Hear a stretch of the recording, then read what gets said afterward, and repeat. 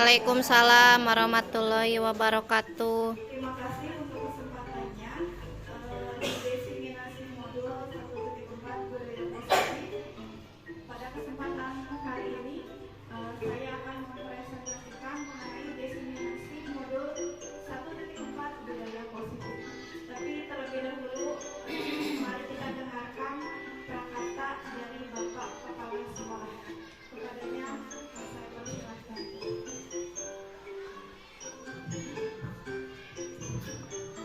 Bismillahirrahmanirrahim. Assalamualaikum warahmatullahi wabarakatuh. Waalaikumsalam. Alhamdulillahirabbil alamin wa bihi nasta'inu ala umuri dunya waddin wa ala alihi wa sahbihi ajma'in amma ba'du. Puji dan syukur kita panjatkan kehadirat Ilahi Rabbi yang mana pada hari ini kita bisa berkumpul bersama-sama untuk mengikuti diseminasi budaya positif yang akan dilaksanakan atau pemberian materinya oleh guru dalam rangka pelaksanaan diseminasi dalam CPT. Untuk itu mudah-mudahan Allah Subhanahu wa Ta'ala senantiasa memberikan rahmat dan hidayahnya kepada kita semua. Sholawat beserta salam semoga tercurah kepada pimpinan alam Habibana wa Nabiyana wa Maulana Muhammad sallallahu alaihi wasallam, kepada keluarganya, kepada para sahabatnya, dan kita segala umatnya yang taat pada ajarannya, mudah-mudahan mendapat syafaat di yaumil qiyamah. Amin ya Allah ya rabbal alamin. Ibu beserta Bapak yang saya hormati, dalam pelaksanaan ini kita lihat dan dengarkan apa yang akan dipaparkan oleh teman kita mengenai diseminasi budaya positif yang akan dipaparkan oleh teman kita, yang semoga menjadikan acuan atau pengetahuan untuk kita dalam melaksanakan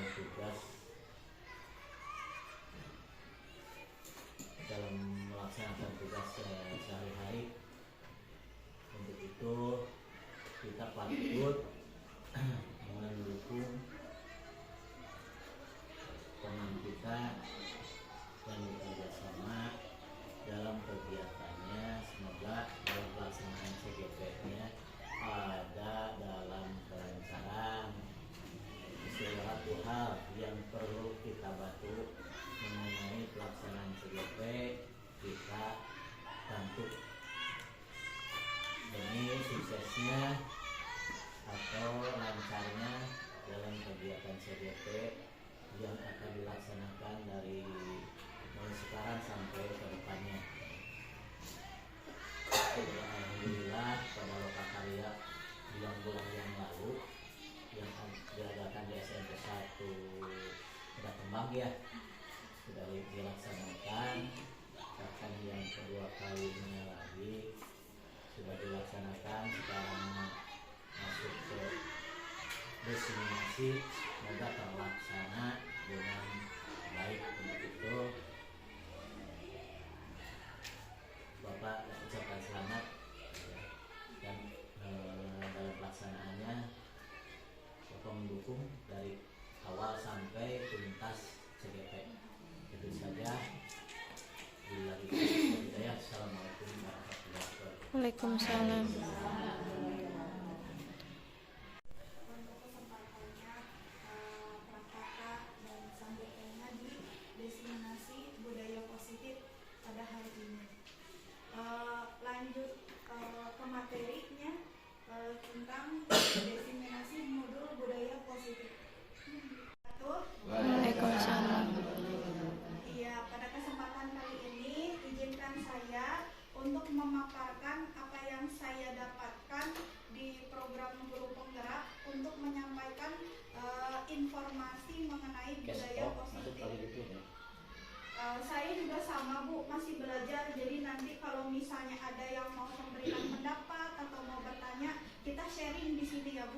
bukan berarti saya yang paling bisa atau enggak, saya juga sama, masing-masing belajar.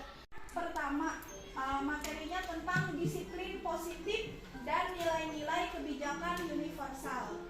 Yang kedua, teori motivasi, hukuman dan penghargaan restitusi. Yang ketiga, keyakinan keras. Yang keempat, kebutuhan dasar manusia dan dunia berkualitas. Yang kelima, restitusi, yaitu 5 posisi kontrol. Dan yang terakhir adalah restitusi, segitiga restitusi. Untuk kesepakatan bersama ya, kita sama-sama sepakat untuk memanfaatkan waktu sebaik mungkin dan saling berbagi. Kemudian kesepakatan yang kedua, kita buka hati dan buka pikiran untuk sama-sama belajar. Karena saya juga sama belajar. Kemudian yang ketiga, mengangkat tangan apabila ingin bertanya atau mengajukan pendapat. Seperti itu ya ibu-ibu. Kita lanjut ke pembelajaran yang pertama. Pembelajaran pertama yaitu disiplin positif dan nilai-nilai kebijakan universal. Sebelum masuk ke pembahasan, kita ice breaking dulu ya. Ini ada permainan coba bukalah. Jadi misalnya ada yang mengepalkan salah satu tangan. Bayangkan Anda itu menyimpan sesuatu yang sangat berharga dalam kepalan tangan Anda. Karena begitu pentingnya untuk kehidupan. Tugas rekan B nanti adalah mencoba dengan segala cara untuk membuka kepalan tangan Anda. Teman B boleh membujuk, menghardik, mengintimidasi, memarahi, menggoda, atau menggelitik. Tapi nggak boleh dipakai fisik ya Bu, cuma ucapan aja. Kemudian bahkan menawari Anda dengan uang, ini kalau misalnya ada yang mau ya, agar bersedia membuka kepalan tangan. Coba lakukan kegiatan coba bukalah di atas dengan B dan A secara bergantian. Di sini ada yang mau menjadi sukarelawan untuk mendemonstrasikan. Ibu dirayunya sini. Iya dirayu. Nggak apa-apa, ini ditunjuk aja. Ibu Nur sama Teh Susan. Siapa yang mau mengepalkan tangan? Siapa yang mau merayu? Sok. Bener tuh Kang. Rayu juga mau dibuka. Nanti Teteh mau ngerayu kalau buka. Belum ngerayu. Iya. Enggak boleh. Aku ngerayu nak. Sok. Jangan Jangan bisa pakai dibujuk dirayu. Jangan supaya bisa dibuka sok. supaya Digoda. Gimana caranya? dengan kata-kata. Oh, Enggak boleh dipegang Pak. pakai godaan apa gitu, digoda. Bu, saya mau bertanya 1 kali 5 berapa?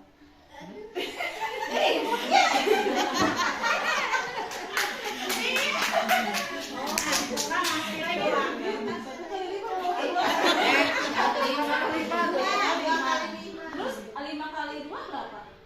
10. Ya 5. Nah, sekali lagi terakhir dirayu lagi. Jumlah semua Ya. Sekarang kan bulan 8. Nah, ditambah 2 jadi berapa, Bu? 10. 10 berapa? Coba dari Ibu ajukan. Nih, tamat tangan nih. Ya, tepuk tangan. Kita lihat kan ya. Apakah Anda A atau B membuka kepalan tangan Anda? Membuka nggak tadi? Tidak. Mengapa? Apa alasan Anda membuka kepalan tangan Anda? Berarti tidak ya. Terus yang pemantik yang kedua, apakah Anda atau B menutup kepalan tangan Anda? Iya. Mengapa alasan Anda tetap menutup? Coba, sekarang ini pertanyaan ke Bu Nur. Kenapa tetap menutup? Mungkin karena tahu alasannya. Nengnya tadi memang udah ngasih tahu. Ya. Jatuh barangnya. Tadi aku nggak tahu kayak Oke, gitu. sekarang pertanyaan pemantik yang ketiga. Dalam kegiatan ini sesungguhnya siapa yang memegang kendali atau kontrol membuka atau menutup tangan. Sendiri. Tapi si A sendiri ya yang mengontrol menutup kepala tangannya. Jadi jawabannya tentu kita sendiri yang memegang kontrol atas kepalan tangan kita. Apakah kita membuka atau menutup kepalan tangan kita bergantung pada diri kita sendiri masing-masing sesuai dengan kebutuhan dasar kita saat itu ya. Jadi ini berhubungan dengan materi yang akan kita bahas. Ya.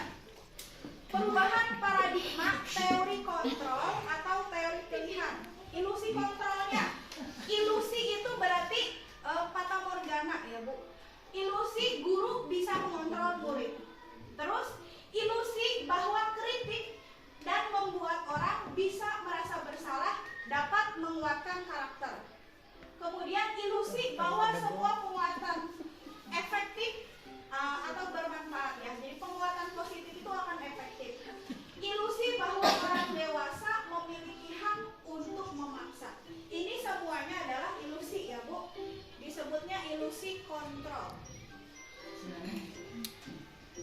Nah, dalam teori kontrol yang dikemukakan oleh Dr. William Glasser, pada dasarnya kita tidak dapat memaksa murid untuk berbuat sesuatu jikalau murid tersebut memilih untuk tidak melakukannya. Walaupun tampaknya guru sedang mengontrol perilaku murid, hal demikian terjadi karena murid sedang mengizinkan dirinya dikontrol. Saat itu bentuk kontrol guru menjadi kebutuhan dasar yang dipilih oleh murid tersebut. Teori kontrol menyatakan bahwa semua perilaku pasti memiliki tujuan, bahkan setiap perilaku yang tidak ia sukai. Assalamualaikum warahmatullahi wabarakatuh.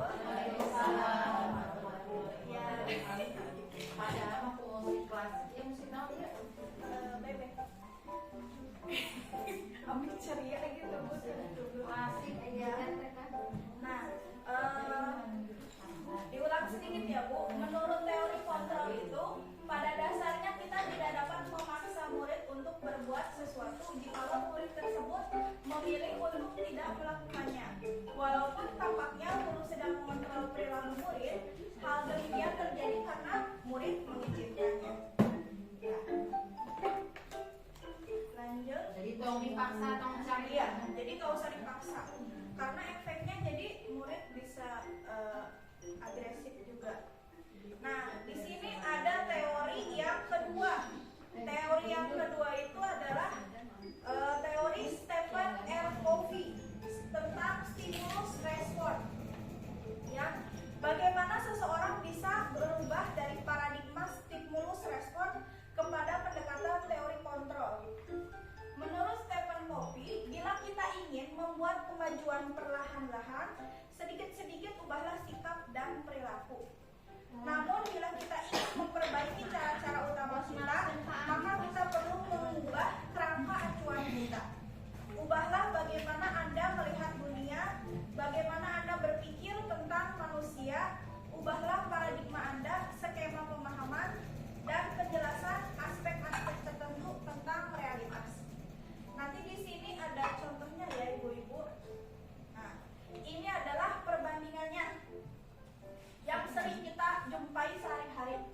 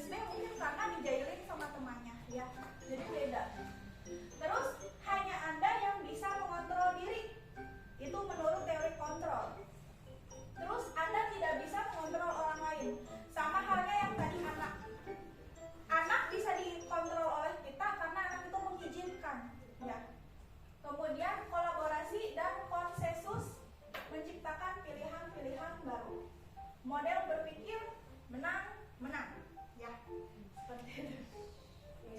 Nah, ini adalah contoh-contoh anak yang ada di kelas kita. Dengan kita ada juga kita diselami pemahaman atau pemikiran anak-anak kita.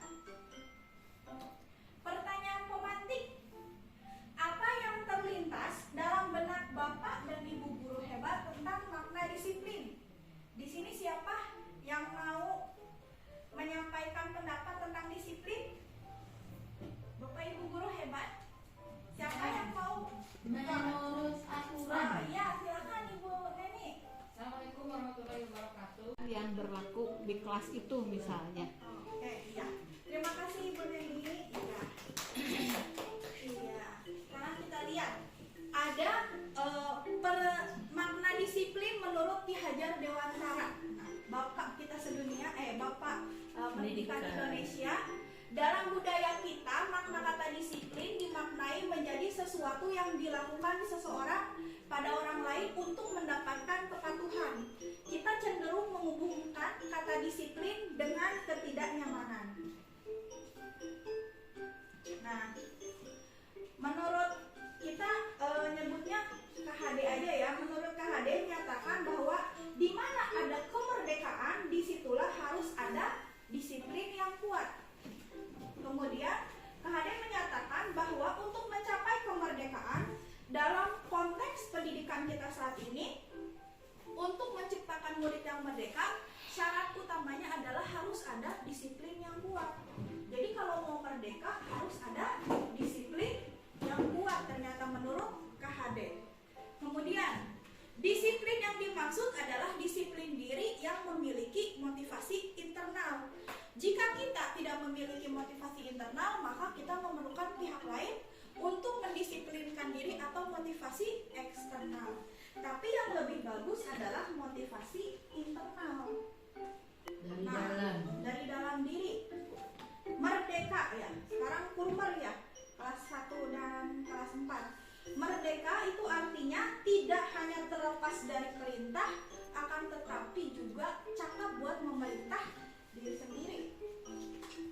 Nah, ini ada Diane Goshen ya. Menurut Diane Goshen menyatakan arti kata disiplin artinya belajar. Disiplin juga berasal dari akar kata yang sama yang berarti disiplin atau murid atau pengikut. Untuk menjadi murid atau pengikut, kita harus paham betul mengapa kita harus mengikuti ajaran atau aliran tertentu. Sehingga motivasi yang terbangun adalah motivasi intrinsik, bukan ekstrinsik. Nah, nilai-nilai kebajikan adalah sifat-sifat positif manusia yang merupakan tujuan mulia yang ingin dicapai oleh setiap individu. Tadi yang teori kontrol menyatakan setiap perbuatan pasti memiliki suatu tujuan. Dan selanjutnya Diane Goshen mengemukakan bahwa dengan mengaitkan nilai-nilai kebajikan yang diyakini seseorang, maka motivasi intrinsiknya juga akan terbangun. Jadi saling berhubungan. Ini adalah nilai-nilai kebajikan di profil pelajar Pancasila ya. Yang ibu-ibu juga sudah tahu semua. Yang pertama, beriman. Ada tepukannya. Beriman, bertakwa kepada Tuhan Yang Maha Esa dan berakhlak mulia. Yang kedua, kebinekaan global. Yang ketiga, gotong royong. Yang keempat, kreatif. Terus bernalar kritis dan mandiri ya. Yang diharapkan ada toleransi, rasa hormat, integritas, mandiri, menghargai, antusias, dan lain sebagainya.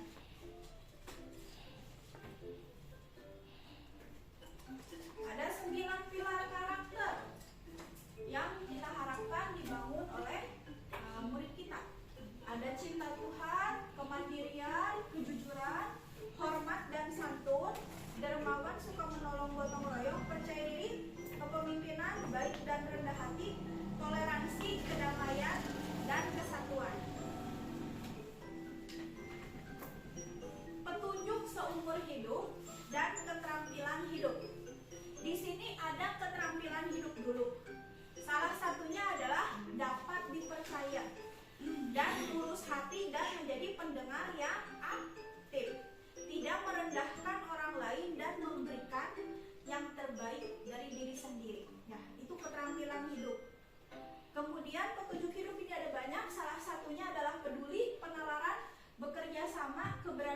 dan keingintahuan. Jadi ada banyak ya ibu-ibu petunjuk hidupnya. Diri, rasa hormat, kebaikan, toleransi, keadilan. Ini nilai-nilai kebijakannya yang akan kita bahas. Nanti ada evaluasinya. Bagaimana ibu-ibu pembelajaran 1? Ada yang ingin ditanyakan? Sudah? Kita lanjut ya. Pembelajaran kedua mengenai teori motivasi, hukuman, dan penghargaan restitusi. Motivasi perilaku yang tadi saya sebutkan ada dua. Ada motivasi internal, ada motivasi eksternal. Motivasi eksternal di sini dibagi menjadi dua. Yang pertama, motivasinya karena menghindari ketidaknyamanan atau hukuman. Apa yang terjadi kalau saya tidak melakukannya? Pertanyaan dalam hati. Kemudian metode motivasi eksternal yang kedua adalah ingin mendapatkan imbalan ataupun mendapat pengakuan ataupun mendapatkan penghargaan. Kata dalam hatinya, apa yang terjadi kalau saya melakukannya? Nah, yang paling bagus adalah motivasi internal. Motivasi yang berasal dari diri sendiri, menghargai diri sendiri dengan nilai-nilai yang dipercaya. Nah, sekarang hukuman. Ya, kalau misalnya di sekolah berkaitan erat dengan hukuman ya. Hukuman itu bersifat tidak terencana, dadakan, atau murid itu tidak tahu apa yang akan terjadi dan tidak dilibatkan. Hukuman bersifat satu arah dari pihak guru yang memberikan dan murid hanya menerima. Ya, di situ. Baik sebelum dan sesudahnya hukuman yang diberikan bisa berupa fisik maupun psikis. Ya, murid disakiti oleh suatu perbuatan atau kata-kata. Ya, itu pengertian hukuman. Sekarang gimana kalau misalnya dihukum oleh penghargaan? Bahwa penghargaan berlaku sama dengan hukuman yang dalam arti meminta atau membujuk seseorang melakukan sesuatu yang memenuhi suatu tujuan tertentu. Sebenarnya dihukum oleh penghargaan itu efektif untuk jangka pendek, tapi untuk jangka panjang anak-anak itu tidak memahami saya itu melakukan itu hanya semata-mata mendapatkan penghargaan atau pengakuan. Jadi tidak memahami, oh saya itu harus berbuat baik. Nah, ini adalah hasil dari wawancara tentang hukuman penghargaan. Saat kita berulang kali menjanjikan hadiah kepada anak-anak yang berperilaku bertanggung jawab, atau kepada seseorang yang mempelajari sesuatu yang baru, atau kepada seorang karyawan, kita sedang berasumsi bahwa mereka tidak dapat melakukannya. Mereka tidak akan memilih untuk melakukannya. Jadi kita semata-mata, oh mereka itu tidak bisa melakukannya tanpa dikasih hadiah atau iming-iming. Ini kita. Dan ini adalah contoh yang lainnya, ada saya menghargai, nilai kebajikannya kepedulian, dan situasinya pada saat di tugas kelompok. Yang terakhir, terima kasih, nilai kebajikannya tanggung jawab, situasinya pada saat memungut kertas-kertas yang berserakan di lantai. Ya, ini adalah contoh-contoh apresiasi kita kepada murid. Nah, ini yang saya bilang sebagai tebak-tebakan. Di sini udah kosong kan? Sekarang kita tebak kira-kira isinya apa. Yang pertama, mencatat 100 kali di dalam buku kalimat. Saya tidak akan terlambat lagi karena terlambat ke sekolah. Ini hukuman atau konsekuensi menurut ibu? Yang pertama, hukuman? Konsekuensi. Coba yang kedua, nanti kita lihat jawabannya. Lari mengelilingi lapangan basket 2 kali karena terlambat hadir di sekolah. Hukuman. Terus, murid diminta untuk push up 15 kali karena tidak menggunakan masker di sekolah. Hukuman. Terus, menggantikan kertas tugas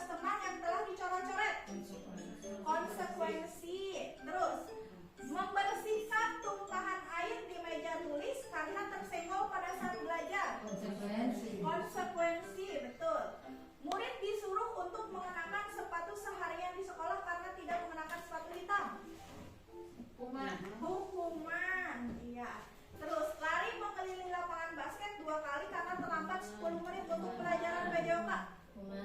Hukuman. Sama-sama lari, tapi apakah sama-sama hukuman? Kita lihat. Nah, ini jawabannya. Jadi yang pertama hukuman, betul, hukuman, konsekuensi, ini hukuman, yang ini konsekuensi ya. Karena ini dalam pelajaran PJOK. Kalau yang ini kan karena terlambat hari di sekolah gitu. Karena PJOK itu identik dengan itu olahraga fisik seperti itu.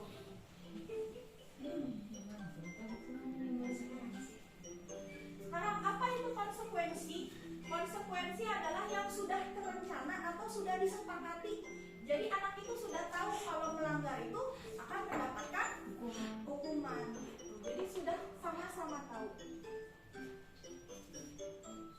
Sekarang, apa itu restitusi? Restitusi adalah proses menciptakan kondisi bagi murid untuk memperbaiki kesalahan mereka. Nah, ini adalah solusi dari hukuman ataupun konsekuensi. Restitusi. Nah, perbedaannya antara hukuman, konsekuensi sama restitusi apa? Kalau hukuman itu identitasnya jadi anaknya tuh kayak merasa gagal. Sesuatu yang menyakitkan harus terjadi. Kalau konsekuensi, oh iya sesuatu emang harus terjadi gitu. Kalau restitusi merupakan pilihan. Jadi ada penguatan karakter.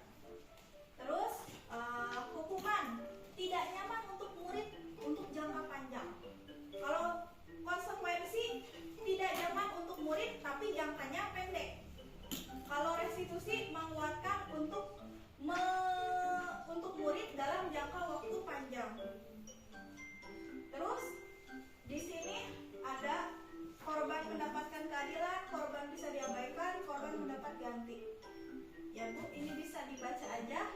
Kita lanjut. Lanjut ke pembelajaran 3, yaitu keyakinan kelas. Kenapa harus keyakinan kelas? Bukan peraturan. Ada pertanyaan pemantiknya. Mengapa kita perlu menggunakan helm saat mengendarai sepeda motor? Di sini mungkin ibu-ibu yang suka mengendarai sepeda meter suka pakai helm nggak? Suka. Ada. Nah itu kalau misalnya pakai helm itu peraturan atau keyakinan? Peraturan. Ya. Mengapa kita memiliki peraturan tentang penggunaan masker saat mencuci tangan setiap hari? Itu pas saat COVID ya. Nah, nilai-nilai keselamatan dan kesehatan inilah yang kita sebut sebagai keyakinan. Nah, ini pertanyaannya.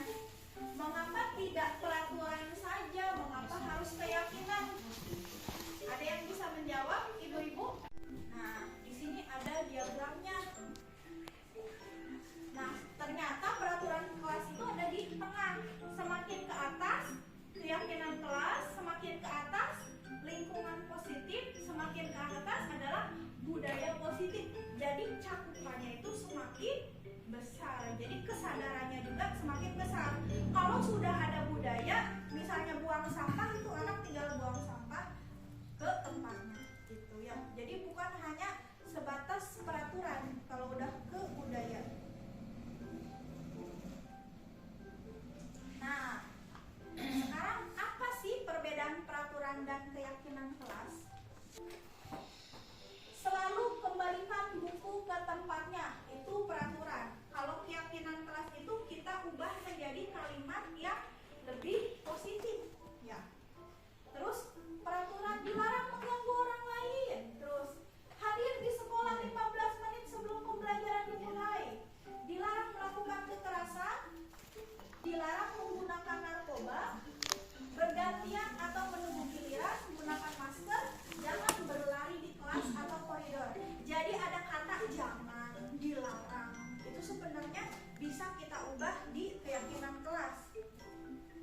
Ya, misalnya selalu kembalikan buku ke tempatnya, kita harus bertanggung jawab.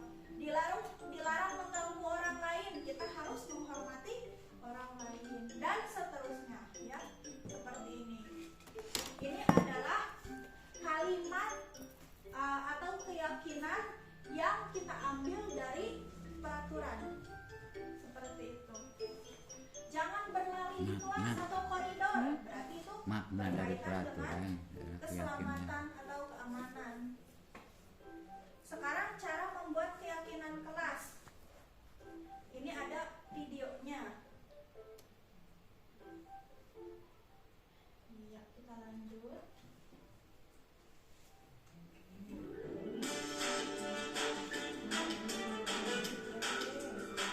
Jadi yang pertama adalah kita untuk menuliskan segala macam peraturan yang perlu disepakati.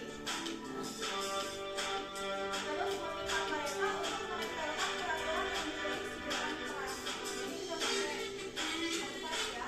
Arahkan mereka untuk mengklasifikasikan peraturan yang memiliki persamaan. Biasanya sepada yang sama kita klasifikasikan.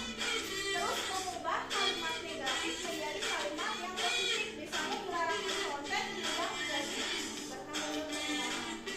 Masih peraturan kemudian menggunakan garis bajingan. Saling membantu. Typing musiknya. Dari sana.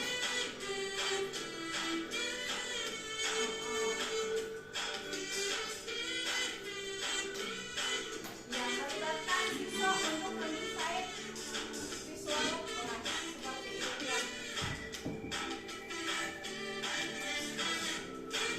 Seperti itu ibu-ibu cara membuat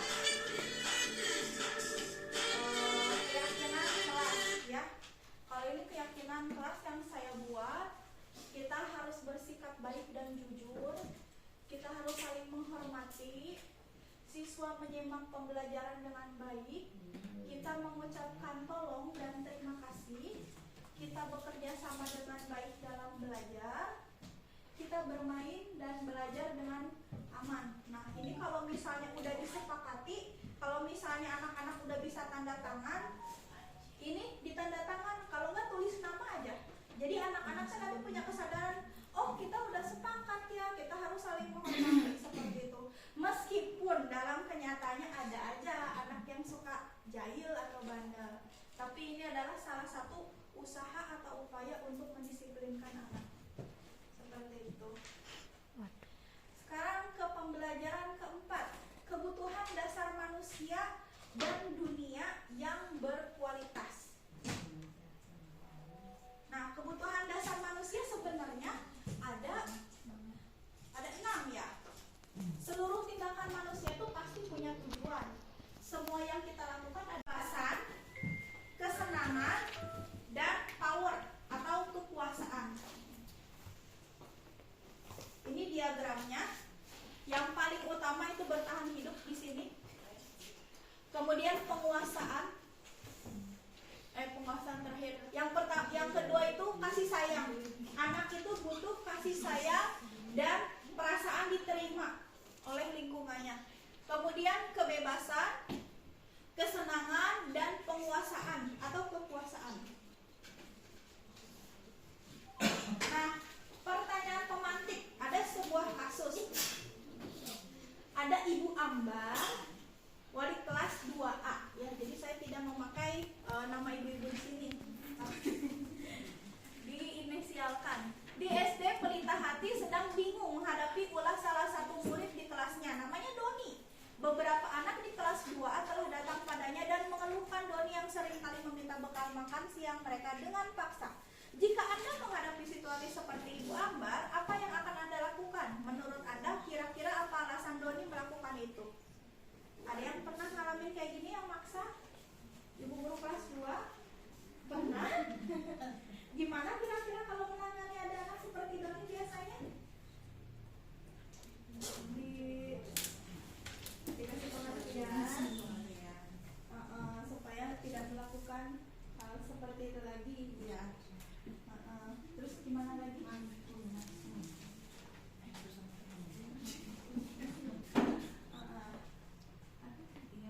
Kalau misalkan yang memaksa gitu ya, si anak di sini kan contohnya meminta bekal makan siang mereka dengan paksa. Jadi meminta ke temannya gitu, memberikan pengertian kalau misalkan dia mau gitu besoknya suruh bawa aja juga.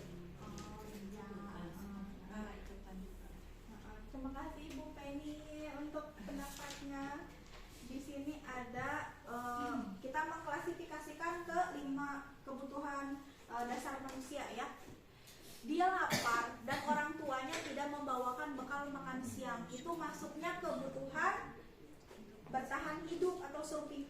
jadi lapar. Terus dia merasa senang temannya jadi memperhatikan dia, kan ada anak yang kayak gitu. Ketika temannya melaporkan tindakan ke gurunya, gurunya memberitahu orang tuanya sehingga orang tuanya jadi memperhatikan dia. Jadi ini ada kurang kasih sayang ya, jadi butuh cinta. Terus dia merasa hebat karena temannya jadi takut dengan dia dan menuruti keinginannya. Itu kekuasaan, power. Itu ternyata bosan karena bekal makannya yang dibawa ibunya dari rumah, karena ibunya selalu membawa bekal yang sama. Berarti dia ingin mencoba makanan teman-temannya. Itu adalah kebutuhan dasar kebebasan. Dia ingin mencoba. Terus yang terakhir, dia melakukannya karena iseng aja, dan dia menikmati ekspresi wajah teman-temannya yang kesal. Nah, itu adalah kebutuhan kesenangan. Ya, jadi itu adalah 5 kebutuhan dasar manusia. Ya, seperti itu. Nah, sekarang bagaimana kita menyikapinya di restitusi di pembelajaran 5? Ternyata ada 5 posisi kontrol. Yang pertama, ada penghukum. Ya, seorang penghukum bisa menggunakan hukuman fisik maupun verbal. Patuhi aturan saya, awas. Nah, itu. Terus yang teman, guru posisi teman itu tidak menyakiti murid, tapi memanfaatkan hubungan dekat dengan murid. Ayolah, bantulah ibu. Nah, seperti itu. Itu teori kontrol teman. Kemudian pembuat rasa bersalah. Pada posisi ini biasanya guru membuat murid merasa bersalah. Misalnya, berapa kali Bapak harus memberitahu kamu ya? Itu adalah contoh pembuat rasa bersalah. Jadi merasa tidak nyaman. Awas kalau misalnya orang tua kamu tahu ini gimana gitu. Itu contoh pembuat rasa bersalah. Kemudian pemantau itu mengawasi atau mengingatkan tentang konsekuensi apabila murid tersebut melakukan kesalahan. Nah, teori kontrol yang ideal adalah manajer. Kenapa manajer? Manajer adalah guru berbuat sesuatu dengan murid melakukannya. Itu penghukum adalah ayolah demi ibu, itu teman. Atau apakah kamu mau mendapatkan stiker bintang hari ini? Nah, itu pemantau. Terus bagaimana kamu bisa menyelesaikan masalah ini? Itu manajer. Jadi ngasih solusi. Efek dari teori pengontrol yang kita sudah sebutkan ya Bu. Ada kita bacakan dulu satu. Misalnya menghukum, menunjuk-nunjuk atau menyindir. Nah, kalau misalnya pembuat orang bersalah berceramah, seharusnya ibu kecewa. Nah, itu. Jadi anak tuh merasa apa ya? Saya kok gitu. Terus teman membuat alasan-alasan untuk muridnya. Membuat dia memantau, menghitung dan mengukur, dan manajer mengajukan pertanyaan-pertanyaan yang memberikan penguatan bagi murid.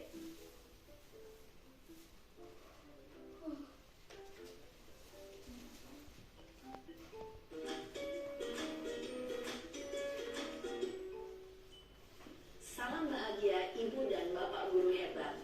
Dalam penerapan disiplin positif restitusi, salah satu program yang dikembangkan adalah 5 posisi kontrol. 5 posisi kontrol dalam restitusi adalah proses perjalanan seorang pendidik agar dapat mengenali dirinya. Pada video kali ini, kita akan membahas tentang 5 posisi kontrol yang dikembangkan oleh Diane Gosson dan contoh penerapannya.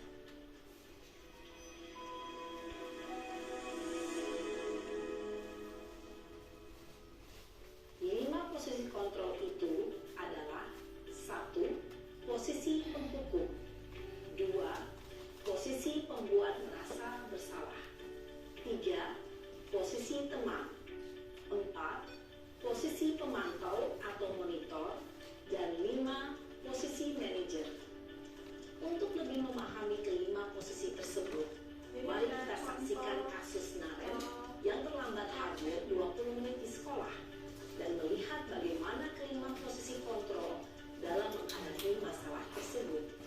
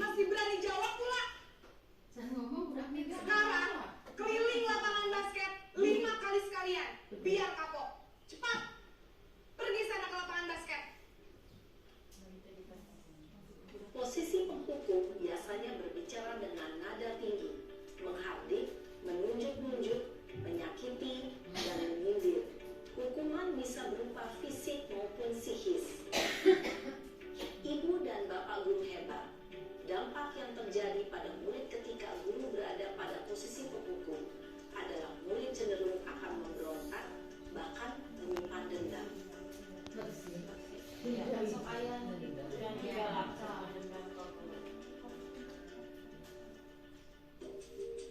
Dan itu ger adalah bu.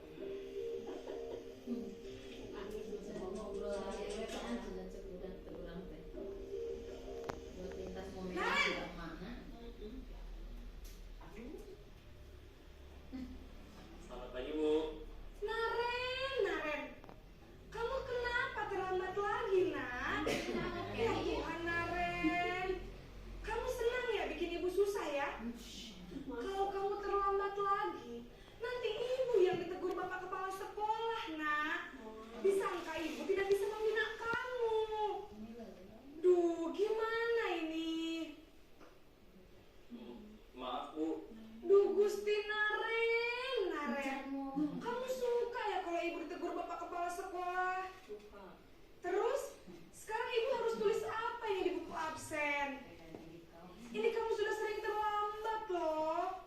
Ibu harus apa coba? Maaf, Bu. Maaf sekali. Ya sudah, lain kali jangan bikin ibu susah lagi ya nak ya. Ibu tidak akan kuat lagi kalau kamu begini terus.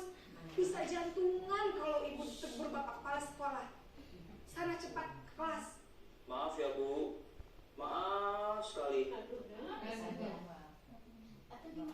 Ditanya aku kunaon. Posisi pembuat rasa bersalah berbicara dengan nada tenang, cenderung lembut. Namun kata-kata yang diutarakan membuat murid merasa menjadi orang yang gagal, memandang buruk dirinya sendiri, merasa tidak berharga, dan tidak sanggup membahagiakan orang lain. Ketika guru mengambil posisi pembuat rasa bersalah, murid akan menganggap dirinya yang bersalah dan ia akan menyimpan emosi negatif tersebut di dalam dirinya.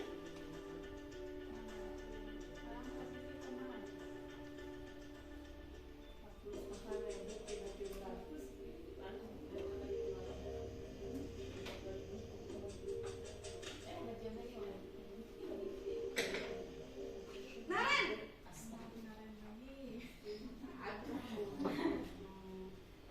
Selamat pagi, Bu. wah sudah jam berapa ini nak? Terlambat lagi ya sayang. Iya, Bu. Habis ibu saya lupa bawakan saya, Bu. Kamu malah menyalahkan ibu kamu. Kamu bukannya anak yang larinya paling kencang.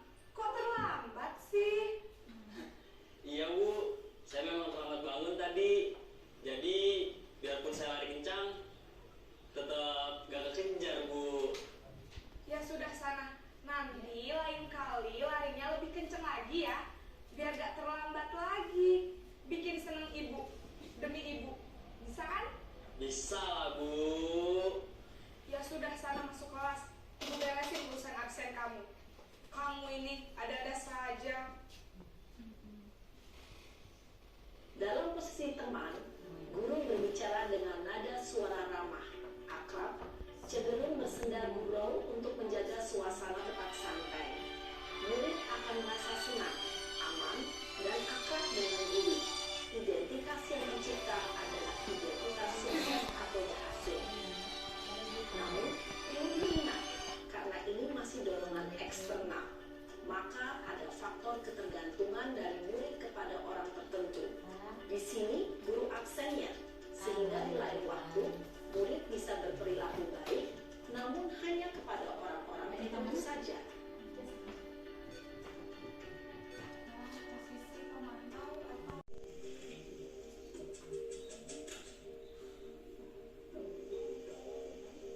Naren, Ini ruas. Selamat pagi, Bu. Naren, apa peraturan sekolah kita tentang jam berapa kita harus masuk sekolah, Nak? Mengingatkan konsekuensi. Kita harus di sekolah jam 7, Bu. Iya betul, sekarang sudah jam 7.20. Naren sudah tahu konsekuensinya jika terlambat hadir. Paham, Bu. Saya harus tinggal kelas pas jam istirahat selama 20 menit. Iya benar, konsekuensinya demikian. Jadi nanti jam 9.30 pas istirahat, kamu harus tinggal di kelas, kerjakan tugas tambahan untuk ketertinggalan kamu, ya? Baik, Bu. Ini konsekuensi. Posisi pemantau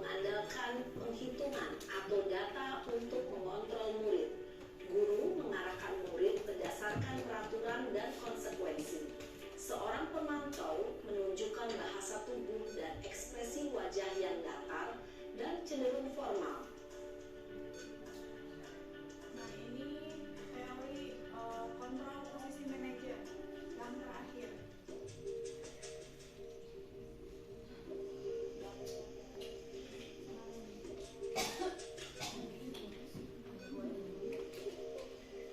Naren,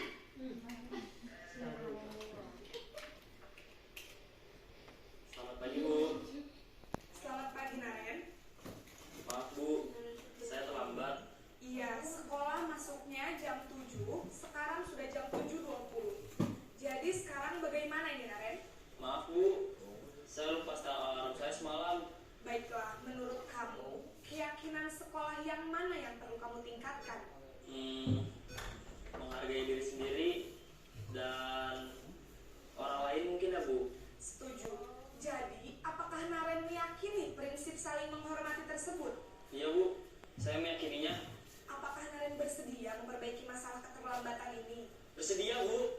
Bagaimana kamu akan memperbaiki masalah keterlambatan ini? Saya akan coba untuk tidak lupa menyetel alarm saya Bu. Baik, kalau kamu komputer alam di rumah, ada orang yang kira-kira bisa bantu menerima. Ada Bu, kakak saya, Kak Emma. Ada lagi selain Kak Emma? Selain Kak Emma, ada ibu saya. Baik, jadi yang mengingatkan Naren adalah Kak Emma dan ibu kamu ya. Kira-kira akan mulai setel alarm kapan nih Naren? Setelah pulang sekolah, akan segera saya lakukan. Baik, jadi Naren akan setel alarm untuk bangun besok pagi dan akan diingatkan oleh kakak dan ibunda Naren ya. Ada lagi yang mungkin perlu dilakukan Naren agar tidak terlambat bangun lagi? Tidak ada Bu. Baik Naren, terima kasih untuk kerjasama kamu. Sekarang kamu perlu kembali ke kelas untuk belajar. Baik Bu, terima kasih. Ini idealnya seperti itu ya ibu-ibu. Posisi manajer adalah posisi kontrol yang bisa Sama. untuk membimbing dan memiliki sikap disiplin yang positif. Dan dapat memecahkan masalah. Atas tindakan memberikan pertanyaan-pertanyaan murid mata, dan mencari sebuah solusi untuk menyelesaikan. Ibu dan bapak guru setelah mengamati adanya posisi kontrol tadi, kira-kira posisi mana yang paling ideal? Posisi mana yang dapat menunjang motivasi? CGP seolah-olah Tentu posisi anak manajer. didik Posisi memberitahukan ini posisi ideal dan ingin dituju setiap itu yang paling benar. mana presiden itu yang benar gitu. positif dan perjalanan seorang Maka- guru berbeda makanya sampai di pada posisi seorang CGP guru. gitu. Namun tujuan kita Jadi- pasti Emang itu bagus, tapi kalau anak sore bagus itu banyak banget. dan bertanggung jawab. Semoga pembelajaran di posisi kontrol telah dilihat dan ajar Pak Uji, Pak Uji tadi nyoba Haji. dapat terus Pak Uji, mari terus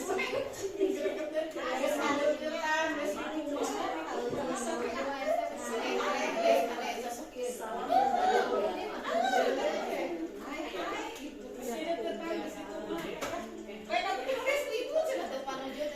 Ya, itu idealnya seperti ibu ya bu, seperti itu.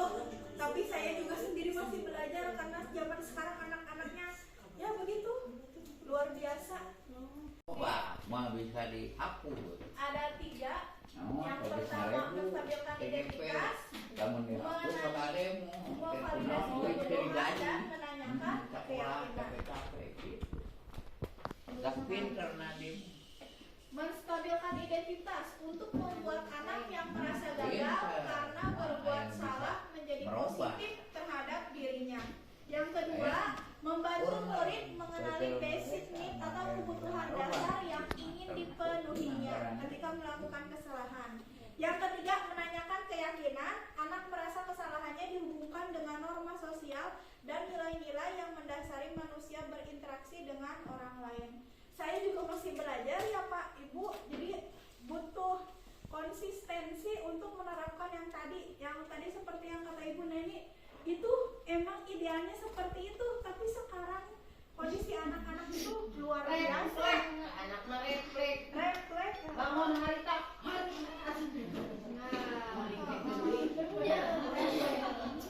Kumaha guru cari aman? Kumaha guru cari aman? Cari aman. Kumaha cari aman teh? Iya. Cari aman. Cari aman.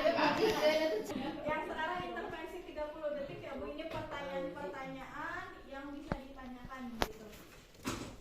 Kemudian kemarin saya coba diterapkan di kelas saya sendiri, ini juga masih dalam tahap belajar ya Ibu-Ibu.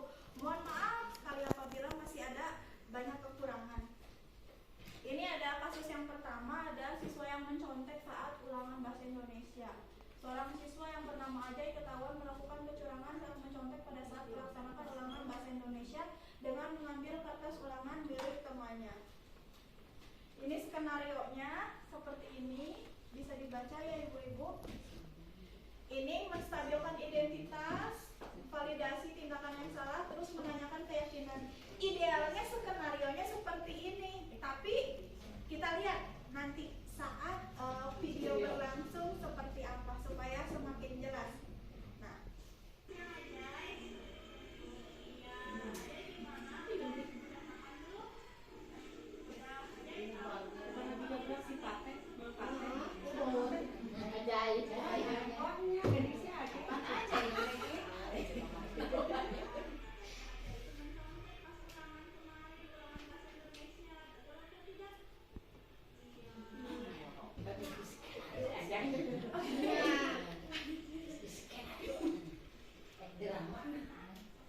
tapi ini mah asli kejadiannya.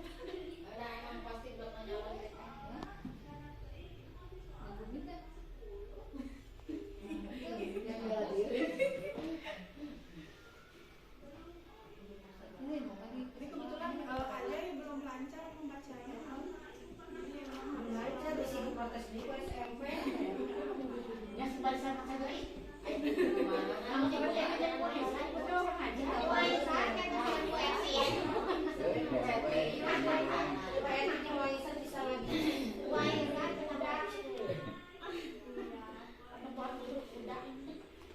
Itu ya Ibu-Ibu contoh penerapan segitiga restitusi, meskipun belum sempurna tapi anak menyadari kesalahannya dan ingin berubah. Ini ada contoh terakhir, kasus yang kedua, siswa membolos saat pelajaran PAI di kegiatan sholat duha. Ini juga kemarin ya Bu Rindri, dia maaf sekali murid saya.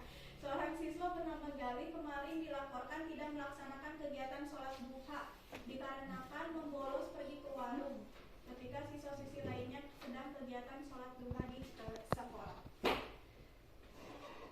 Ini contoh skenarionya seperti ini, bisa dibaca.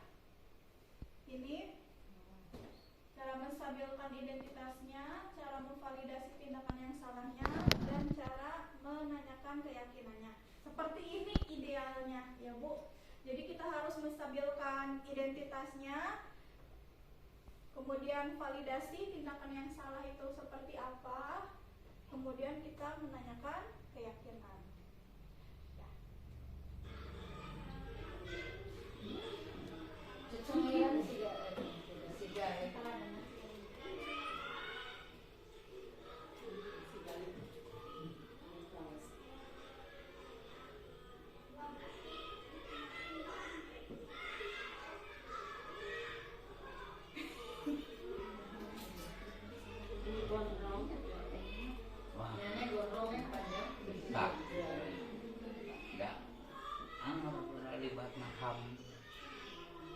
Timbang baliknya ke urang deui, urang keras, hari teu keras, gitu.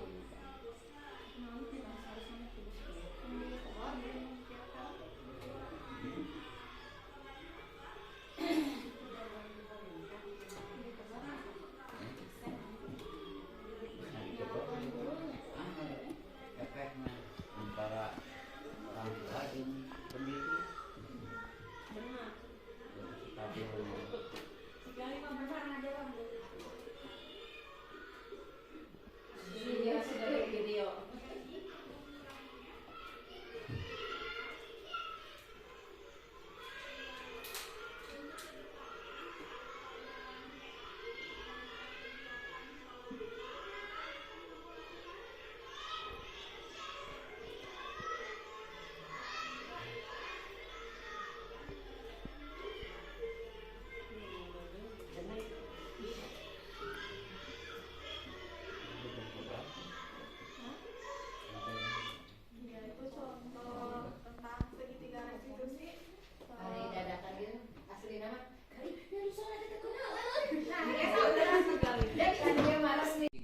karakter guru akan berbeda masing-masing. Tuh, gayana gitu. Itu lomba cetak tupok si guru dua nana gitu.